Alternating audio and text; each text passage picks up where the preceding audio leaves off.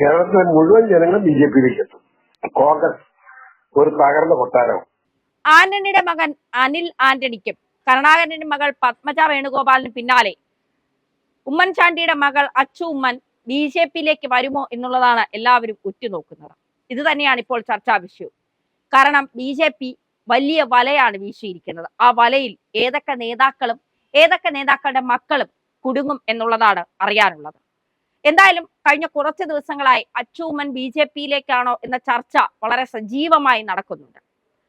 ചാണ്ടി ഉമ്മനെ നിഷേധിക്കുന്നുണ്ട്. പോകേണ്ടവർക്ക് പോകാം, പക്ഷേ തന്റെ കുടുംബത്തിൽ നിന്ന് തൽക്കാലത്തേക്ക് ആരും ബിജെപിയിലേക്കില്ല എന്നൊക്കെ പറഞ്ഞു വെക്കുന്നുണ്ട്. എങ്കിലും ചില ഇടങ്ങളിൽ നിന്ന് ചില രഹസ്യ വിവരങ്ങളൊക്കെ പുറത്തു വരുന്നുണ്ട്. അച്ചു ഉമ്മനുമായി ചിലർ ചർച്ചകൾ നടത്തുന്നുണ്ട്. അച്ചു ഉമ്മനും ബിജെപിയിലേക്ക് വരാൻ സാധ്യതയുണ്ട്. പ്രത്യേകിച്ച് കോൺഗ്രസിൽ സ്ത്രീകൾക്ക് വലിയ പരിഗണനയും പ്രാതിനിധ്യവും ഒന്നും കൊടുക്കുന്നില്ല. ആലത്തൂരിൽ ഒരു സംവരണ സീറ്റ് ഉള്ളത് കൊണ്ട് രമ്യ ഹരിദാസിനെ അവിടെ മത്സരിപ്പിക്കാൻ നിർത്തി, സ്ഥാനാർത്ഥിയാക്കി എന്നുള്ളത് ഒഴിച്ചാൽ കോൺഗ്രസിൽ സ്ത്രീകൾക്ക് വലിയ പ്രാതിനിധ്യമൊന്നുമില്ല. 50, 60, 70 വയസ്സായവർ ഇപ്പോഴും കസേരയ്ക്കും സ്ഥാനമാനങ്ങൾക്കുമായി അടിപിടിയും കടിപിടിയും കൂടുകയാണ്. അതിനിടയ്ക്ക് എവിടെയാണ് യുവാക്കൾക്കും സ്ത്രീകൾക്കും ഒക്കെ പരിഗണന നൽകാൻ കോൺഗ്രസിന് സമയം? എന്തായാലും അച്ചു ഉമ്മൻ എത്തുമോ ബിജെപിയിലേക്ക്? അത് വലിയ ചർച്ചയാവും. കാരണം ജനകീയനായ ഒരു മുഖ്യമന്ത്രിയാണ്.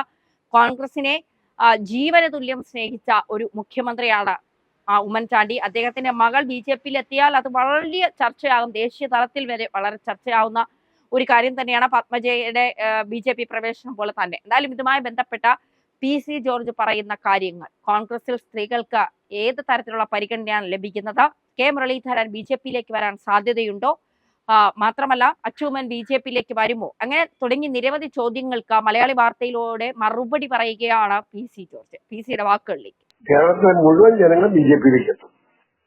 കാരണം വഞ്ചനയും കളിച്ചതുമില്ലാതെ ജനങ്ങളോടൊപ്പം നിൽക്കുന്ന പ്രിയങ്കരനായ മോദി, അദ്ദേഹത്തിന് ഗ്യാരണ്ടിക്കാണ്ട് വില. സ്വാഭാവിക എല്ലാ മനുഷ്യൻ ബിജെപിയോടൊപ്പം ചേരും, സംശയിച്ചൊരു കാര്യമില്ല. കോൺഗ്രസ് ഒരു തകർന്ന കൊട്ടാരവും. അങ്ങനെ തുടർന്ന് അർത്ഥമില്ലാന്ന് വിവരമുള്ളവർക്ക് എല്ലാവർക്കും അറിയാം. ആ നിലയ്ക്ക് അച്ചുമ്മ മരുന്ന് അച്ചുമ്മ നല്ല വിവരം ഉണ്ടെന്ന് അർത്ഥം. അതാണ് എനിക്ക് പറയാനുള്ളത്. ഈ പത്മജ ഇന്നലെ മോദിയുടെ വേദിയിൽ പറഞ്ഞു, ഈ മുരളീധരന് പരവതാനി വിരിച്ചിട്ടാണ് ബിജെപിയിലേക്കുള്ള പരവതാനി വിരിച്ചിട്ടാണ് താൻ ബിജെപിയിലേക്ക് എത്തിയതെന്ന്.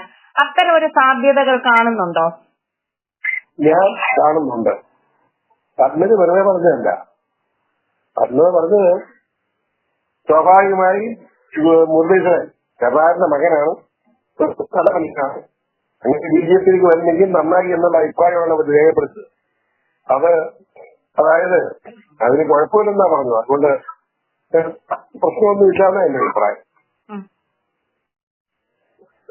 ഒരു ചോദ്യം കൂടി, ഈ സ്ത്രീകൾക്ക് കോൺഗ്രസിൽ പരിഗണന ലഭിക്കുന്നതിന് അത് എത്ര വലിയ നേതാവിന്റെ മക്കളാണെങ്കിലും പെണ്ണായാൽ തീർന്നു, ഇതാണ് പത്മജ പറയുന്നത്. പറഞ്ഞോളൂ. അത്തരത്തിൽ ഒരുപാട് നാളത്തെ രാഷ്ട്രീയ പരിചയമുള്ള ഒരു നേതാവെന്ന നിലയിൽ PC ജോർജിന് അങ്ങനെ തോന്നിയിട്ടുണ്ടോ? കോൺഗ്രസിൽ സ്ത്രീകൾക്ക് പരിഗണന ഇല്ല, അവരെ മാറ്റി നിർത്തുകയാണ് എന്നുള്ളത് തോന്നിയിട്ടുണ്ടോ? കോൺഗ്രസിൽ സ്ത്രീകൾക്ക് പരിഗണനയുണ്ട്. അത് നല്ല ഒളിച്ച സ്ഥലങ്ങളിലൊക്കെയാണ് പ്രശ്നം. അതാണ് പത്മജയെക്കുള്ളവർ വിടാൻ കാരണം. കോൺഗ്രസ് സ്ത്രീകൾക്ക് ഉണ്ടെന്ന് പറയും, പക്ഷെ മാന്യമായി അവർക്ക് മുന്നോട്ട് പോകാൻ കഴിയാൻ സാധിക്കില്ല. അത് പത്മജ വളരെ കറക്റ്റായിട്ട് പറഞ്ഞില്ല. ഞാൻ ഈ കൂട്ട് പറയണ്ടല്ലോ.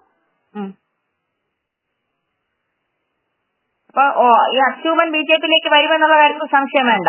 മുരളീധരനും അച്ചു ഉമ്മനും എനിക്കറിയില്ല. അവർ വന്നാൽ വളരെ സ്വാഗതം, നല്ല കാര്യം. അത്രോ അല്ലാതെ ഞാൻ അതിന്റെ ഏജൻസി അല്ല.